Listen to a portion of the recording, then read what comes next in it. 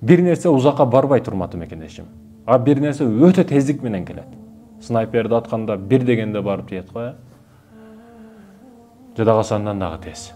Ошондой экен, бул не десеңиз, биринчиси зулум узакка барбайт. Зулум кылып атабы, бирөө сизге жамандык кылып атабы, сиздин документиңиз жок, сиздин күчүңүз жок, сиздин бийлигиңиз, байлыгыңыз жок деп бирөө сизге зулум кылып атабы, жамандык кылып атабы, ал узакка барбайт. Ишене бериңиз, узакка барбайт. Экинчиси өтө тездик менен келе турган не десеңиз, бул мазлумга калган адамдын дуасы, мазлумдун дуасы. Бул өтө тездик менен кайтат, өтө тездик менен келет. Урматтуу мекендешим, бир мүзү жок кочкор, мүзү бар кочкор, мүзү жок кочкорду сүзүп койсо, ошонун акысын алып берген Аллах Таала, пендесин корудоп койсоңуз, кантип акысын алып бербей койсун? Ушундай тездик менен кайтат, түшүнбөй каласыз. Не болуп калды деп отуруп каласыз, өзүңүз билбей каласыз.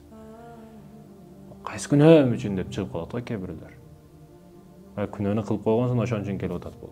Жөндөн келбейт. Жебеген самсам үчүн акча төлөп калдым дейт го. Чагында эле жеп койгонсуң, акчасы менен жеп койгонсуң, ошон үчүн акчасын бүгүн төлөп атасың. Ошондой экен, урматтуу мекендештерим. Зулум кылбаш керек.